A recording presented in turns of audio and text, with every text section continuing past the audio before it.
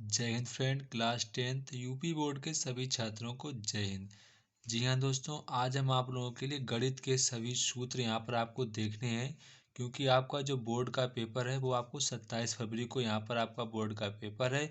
तो आप लोग गणित के सभी फार्मूले तैयार कर लीजिए, क्योंकि ये आपकी परीक्षा के लिए मोस्ट इम्पॉर्टेंट होने वाले हैं।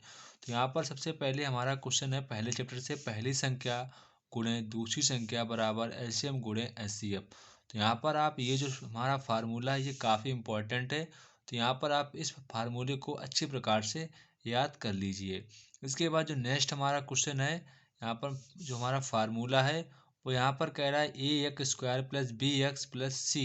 तो यहाँ पर हमारा क्वेश्चन आता है शून्यकों का योग। क्वेश्चन कभी कभी पूछता है कि शून्यकों का योग क्या होता है। तो यहाँ पर आपको दिख रहा होगा x का गुणांक अपॉन x² का गुणांक माइनस। तो यहाँ पर ये चिन्ह माइनस का साइन अवश्य लगाना है, कई बच्चे भूल जाते हैं। इसके बाद यहाँ पर कह रहा है शून्यकों का यानी कि मल्टीप्लिकेशन अचर पद अपॉन x का गुणांक। इसके बाद यहाँ पर x³, ये फिलहाल अभी क्वेश्चन बोर्ड में अभी तक पेपर में नहीं पूछा गया, पर आप इसको याद कर लीजिए, ये आपके लिए काफ़ी इम्पोर्टेंट है। आप इसको अच्छे प्रकार से याद कर लीजिए, आपके लिए मोस्ट इम्पॉर्टेंट है। इसके बाद यहाँ पर हमारा आता है द्विघात समीकरण। तो यहाँ पर जो हमारा द्विघात समीकरण है इसको भी आप लोगों को अच्छे प्रकार से याद कर लेना है। यहाँ पर कह रहा है कि ये x² माइनस के a plus B plus X plus A B, जहाँ a और b द्विघात समीकरण के मूल और शून्यक हैं। इसके बाद त्रिघात बहुपद आता है। तो त्रिघात बहुपद में आपको ध्यान रखना है कि x³ माइनस के alpha plus beta gamma x² plus alpha beta plus beta gamma plus alpha gamma plus x into में एक्स है माइनस के अल्फ़ा बीटा गामा, जहाँ पर अल्फ़ा और बीटा गामा के शून्यक हैं। इसके बाद ये भी सूत्र हमारा काफ़ी इम्पोर्टेंट, इसको आपको याद रखना है। यहाँ पर कह रहा है कि भाज्य बराबर भागफल गुणे भाजक प्लस शेषफल। तो इस फार्मूले को आपको याद रखना, ये आपके लिए काफ़ी इम्पोर्टेंट हैं। ये सभी फार्मूले आपके लिए काफ़ी इम्पोर्टेंट है, इनको आपको अच्छे प्रकार से तैयार कर लेना है। अब हम लोग बढ़ते हैं नेक्स्ट चैप्टर की ओर। अब ये हमारे द्विघात समीकरण के सारे फार्मूले हैं। यहाँ पर कह रहा है ax² प्लस bx+c बराबर 0। जब आपसे शून्यक नहीं निकल रहे हो तब आप इस फार्मूले का उपयोग करेंगे, ठीक है। यहाँ पर कह रहा है x बराबर b minus plus minus under root b² minus के 4ac/2a। यहाँ पर आपको बात ध्यान रखनी, जब आपके यहाँ पर मूल बराबर होते हैं तो b² माइनस 4ac की जो वैल्यू होती है वो यहाँ पर शून्य के बराबर हो जाती है। इसके बाद यहाँ के बाद हमारा आता है समांतर श्रेणी के सभी सूत्र। जब आप डी की निकालते हैं वैल्यू, किसकी निकालते हैं वैल्यू, डी की वैल्यू निकालते हैं, तो यहाँ पर हमारा a2 माइनस के a1 फार्मूला लगता है। इसके बाद यहाँ पर आप n पदों का योगफल निकालते हैं, तो n/2 कोष्टक में 2a plus n minus 1 into D, तो ये आप लगाते हैं। इसके बाद यहाँ पर आपको पता होगा a हमारा प्रथम पद होता है, n हमारा पदों की संख्या होती है, d हमारा सार्वधातुक होता है। इसके बाद जब आपको अंतिम पद और प्रथम पद दिया जाता है और पदों की संख्या पता हो तो आप लोग यहाँ पर पदों को जो योगफल होता है वो आप ये वाला फार्मूला लगाते हैं। तो आपको इस फार्मूले को ध्यान रखना है, वेयर जहाँ पे यल हमारा अंतिम पद होता है। इसके बाद यहाँ पर कह रहा है कि आप लोगों को समांतर श्रेणी का n वां पद का सूत्र क्या होता है, a प्लस n माइनस के 1 इंटू में d। तो ये हमारा समांतर श्रेणी का n वां पद का फार्मूला होता है। इसके बाद यहाँ पर कह रहा है किन्हीं दो बिंदुओं के बीच की दूरी का फार्मूला क्या होता है। यहाँ पर लिखा अंडर रूट x² माइनस के x1 का whole square plus y2 minus के y1 का होल स्क्वायर। तो ये हमारा यहाँ पर दो बिंदुओं के बीच की दूरी का सूत्र होता है। इसके बाद यहाँ पर कह रहा है किसी बिंदु की मूल बिंदु से दूरी कितनी होती है, under root x² plus y², जहाँ पर जो x y हैं ये हमारे शून्य मतलब कि ये हमारे निर्देशांक होंगे। तो यहाँ पर आपको बात ध्यान रखना है, ये हमारे निर्देशांक होंगे। इसके बाद यहाँ पर अंतः विभाजन बिंदु के यहाँ पर आपको निर्देशांक के सूत्र हैं। यहाँ पर देखिए जैसे कोई रेखा है, ये हमारे उसके ये क्या है, कोऑर्डिनेट है, ये हमारे उसको m और n रेशियो में डिवाइड कर रहा है। कौन बिंदु, यहाँ पर x। तो यहाँ पर आपसे x और y के कोऑर्डिनेट पूछेगा, तो ये आप फार्मूला लगाएंगे mx2 plus N X one upon M plus N. इसके बाद y बराबर M by two plus N by one upon M plus one. तो ये आपको सभी फार्मूले याद कर लेने हैं, ये आपके लिए काफ़ी इम्पोर्टेंट फार्मूला हैं। इन सभी फार्मूलों को आप देख लीजिए, ये आपके लिए मोस्ट इम्पॉर्टेंट फार्मूला है।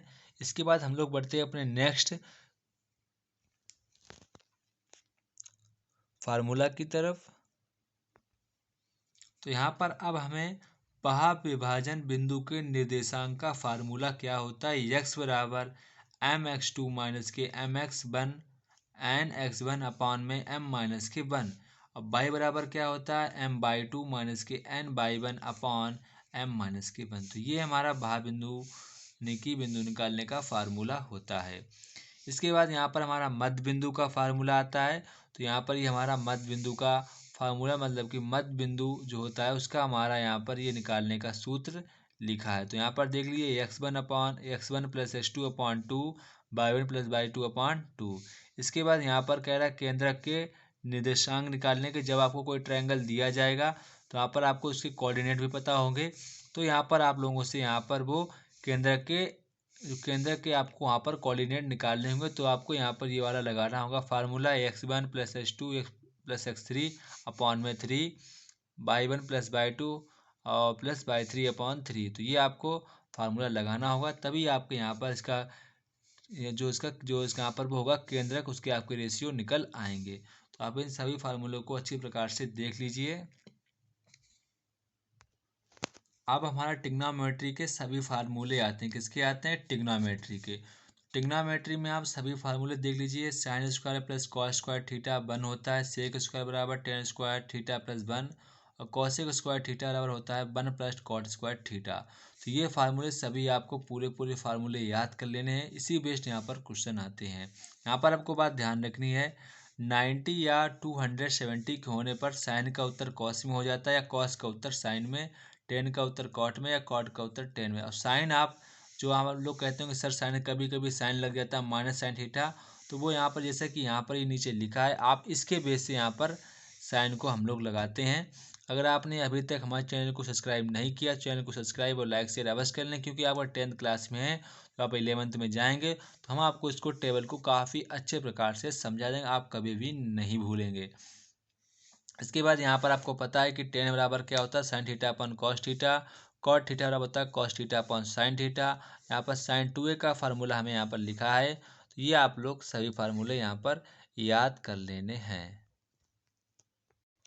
इसके बाद आपको ये भी फार्मूला याद करना है। यहाँ पर जितने फार्मूले लिखे हैं वो आपको सभी फार्मूले याद करने। साइन थीटा बराबर होता है one upon cosec theta, cosec theta बराबर होता है वन अपॉन साइन थीटा। इस प्रकार से सभी फार्मूले आपको यहाँ पर ये याद करने। यहाँ पर एक सूत्र होता है tan theta into cot theta बराबर वन। इसके बाद पूरक कोणों के त्रिकोणमितीय अनुपात। यहाँ पर आपको पता होगा sine 90 minus theta cos theta होता है, टेन 90 माइनस थीटा। यहाँ पर आप लोगों को पता होगा टेन 90 माइनस थीटा क्या होता है cot theta, sec 90 minus theta cosec theta, cos 90 minus theta sine theta, cot 90 minus theta tan theta, cosec 90 minus theta sec theta. ये आपको यहाँ पर सभी सूत्र आपको ये याद करने होंगे। इसके बाद यहाँ पर हमारा सर्कल आता है। तो सर्कल के आप सभी फार्मूले यहाँ पर देख लीजिए। ये आपके लिए काफ़ी इंपॉर्टेंट फार्मूले हैं, इनको आप अच्छे प्रकार से वीडियो को पॉज कर फिर आप अच्छे प्रकार इनको नोट भी कर सकते हैं। ये आपके लिए मोस्ट इम्पॉर्टेंट फार्मूला है, इनको आपको तैयार कर लेना। इससे ही आपके परीक्षा में क्वेश्चन 100% फंसेंगे। इसके बाद ये भी आप सभी फार्मूले याद कर लेने हैं, यानी कि AP ये हमारा AP हो जाएगा, ये BP, और यहाँ पर इसका जब मल्टीप्लाई करेंगे वो हमारा OP का जो स्क्वायर होगा माइनस के इसकी जो रेडियस है उसके स्क्वायर के बराबर होगा। तो ये भी आप याद कर लेंगे। इतनी काफ़ी इंपॉर्टेंट ये नहीं है, पर ये हमारे लिए काफ़ी इम्पॉर्टेंट है। ये आपको ध्यान रखना है AP क्रॉस PB और CP क्रॉस में DP, ये आपको यहाँ पर अच्छे प्रकार से याद कर लेनी है। ये भी हमारे लिए काफ़ी इम्पॉर्टेंट है। इसका जो AP होता है वो BP बराबर होता है CP गुणे D, यानी कि CD के हमारे इक्वल होता है, जिसको आपको याद रखना है। इसके बाद ये भी मोस्ट इम्पॉर्टेंट है AP गुणे PB बराबर PC स्क्वायर, ये आपको यहाँ पर पूरा ध्यान रखना है।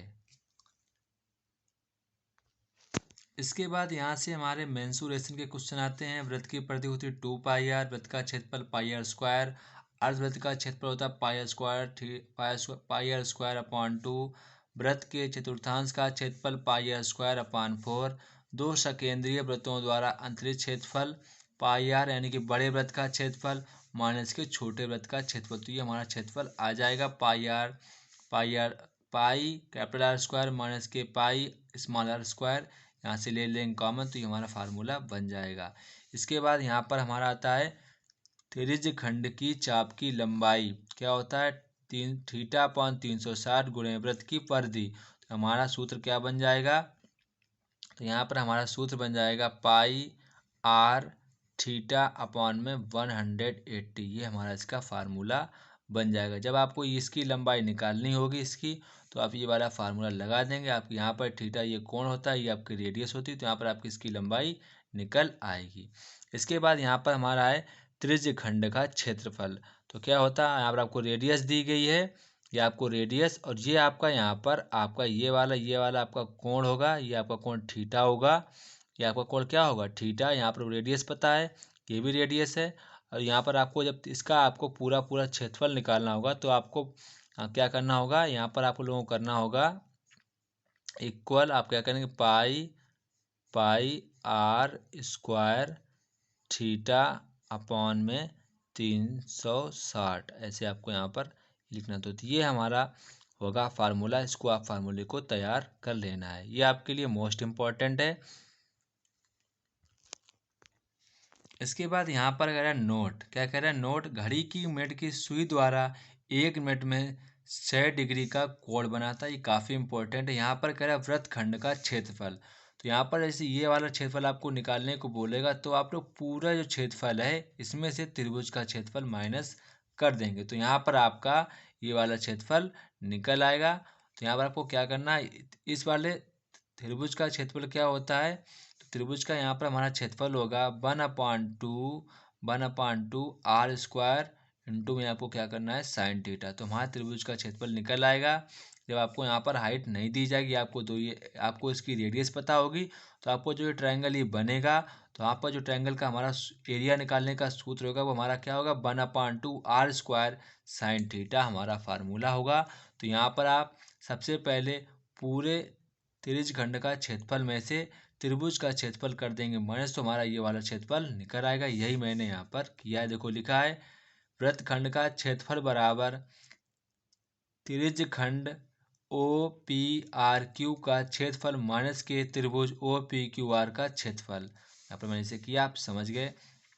इसके बाद हमारा मेंसुरेशन आता है। यहाँ पर कह रहा है घनाभ का संपूर्ण पृष्ठीय क्षेत्रफल आपको दिया गया है, घनाभ का आयतन, घनाभ का विकर्ण की लंबाई आपका सूत्र है, कमरे की चारों दीवारों का क्षेत्रफल आपको भी यहाँ पर दिया गया है। इसके बाद यहाँ पर हमारा घन आता है, घन का संपूर्ण पृष्ठीय क्षेत्रफल, घन का आयतन, घन का विकर्ण की लंबाई यहाँ पर आपको दिखाया गया है। इसके बाद यहाँ पर हमारा लंबवृत्तीय बेलन आता है। तो यहाँ पर देख लिए प्रत्येक सिरे का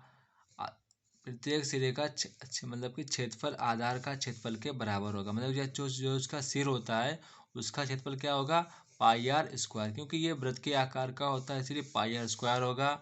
यहाँ पर बेलन का वक्र पृष्ठीय क्षेत्रफल 2 पाई आर स्क्वायर होगा, 2 पाई आर एच होगा। इसके बाद बेलन का संपूर्ण पृष्ठीय क्षेत्रफल क्या होगा 2 पाई आर और ब्रैकेट में लिखेंगे एच प्लस आर।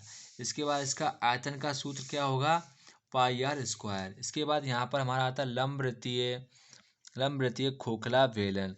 प्रत्येक सिरे का क्षेत्रफल कितना होगा, बड़े वाले वृत्त में से छोटे वाले वृत्त का क्षेत्रफल आपको घटा देना, तो आपका ये वाला इसका ये जो इतना एरिया होगा इसका एरिया का क्षेत्रफल आ जाएगा। इसके बाद खोखले बेलन का वक्र पृष्ठीय क्षेत्रफल 2 पाई एच ब्रैकेट में H R plus capital R plus R small are.